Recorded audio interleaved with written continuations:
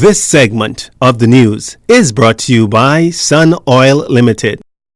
A spreadsheet detailing key prosecution witness Jonathan Ash's bank statements show that on January 20th, 2017, the Ash Enterprise and trucking owner received 5 checks from the public treasury totaling just over $653,000. They were all for work done already in different areas around the island post-Hurricane Matthew. The court also heard about countless occasions where he made withdrawals from his bank accounts to be paid to Deborah Bastian. That money went towards paying off a $250,000 bill he had with former cabinet minister Shane Gibson. Ash further testified he met with Gibson on 5 occasions and paid him $25,000 the first time and $10,000 another 3 times. When asked why he made the payments, Ash said for several reasons. Because he was a businessman, because Gibson was in charge, because, quote, I know how the country run, and because he was in fear for his life. The witness went on to reveal that between March 8th and 21st, his company received checks totaling $1.3 million from the Treasury, and that during the run-up to the 2017 general elections, more specifically March 28th, Gibson suggested through a WhatsApp conversation that he needed between $50,000 and $100,000 for different MPs. During the said conversation, Ash said he replied with, "We need to win." He said he soon began paying Carmichael, Southern Shore, Seabreeze, Golden Gates, Golden Isles, Yamacraw, South Beach, and Bamboo Town PLP candidates between $5,000 and $10,000. Around this time, he noted people started to call his phone saying he made so much money and that the then Prime Minister had his name all over and spoke about him in the House of Assembly. When asked why he got the police involved, he said he knew what was happening. He again said he was in fear for his life, and so he came forward. Ash testified that the police never approached him, but that he did it on his own free will. When asked about the immunity deal he was offered, he said, as a small businessman, he had to protect himself and his family, and that he came forward before the immunity deal was presented to him. The trial resumes tomorrow at 10 a.m. Meantime, in the lower courts, 2 men find themselves in a heap of trouble. Standing before a magistrate this afternoon were 47-year-old Demetrius Woodside and 25-year-old Dominic Woodside, who were formally charged with conspiracy to possess dangerous drugs with intent to supply and possession of dangerous drugs with intent to supply. It's claimed that on the 23rd and 30th of September, the 2 conspired to possess a quantity of Indian hemp.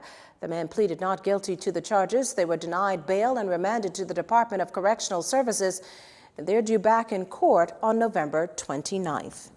Passengers aboard a single-engine plane are counting their blessings after quite a scare Tuesday afternoon. The PA-32 Cherokee 6 aircraft left Deadman's Key, Long Island for Pittstown Airport after 3 p.m. when it encountered a crosswind as it began its final approach. This led to the plane crashing on the runway. There were no major damage to the aircraft and no one was injured. The matter has been passed on to the Department of Civil Aviation for further investigation.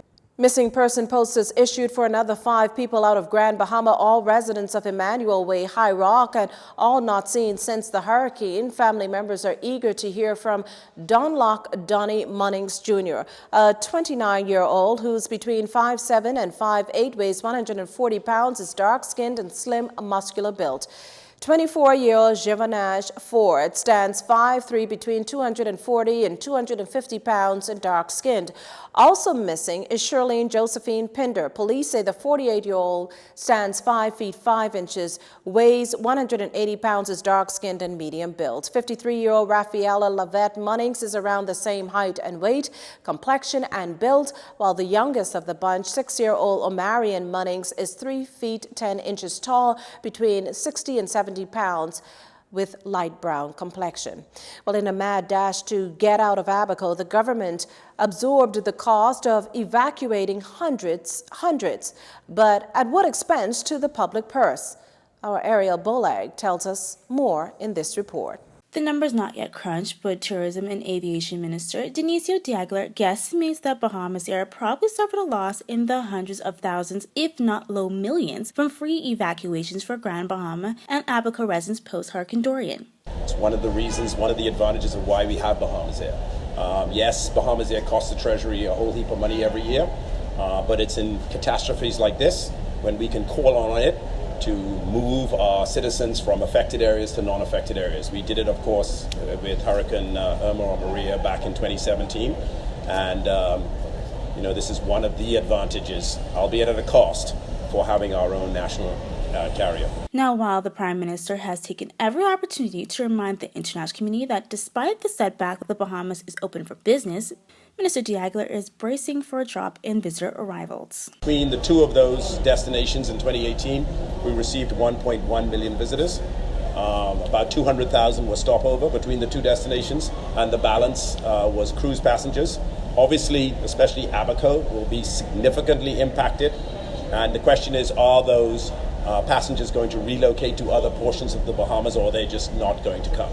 So it's still very early days yet. It's exactly 1 month from the storm, and our numbers for the month of September have not been put together yet. So we can really begin to see what the impact has been. But there is no doubt that in 2018, those two islands represented about 17% of our foreign visitor arrivals. So that is a huge number. And our overall visitor arrivals are going to be impacted. The negative publicity of the Bahamas being wiped out has also not helped. Prior to the storm, the minister expressed optimism that the Bahamas this year would surpass the 7 million mark for visitor arrivals. For JCN, I'm Ariel Boleg. Stay with us for a check on sports. This segment of the news has been brought to you by Sun Oil Limited.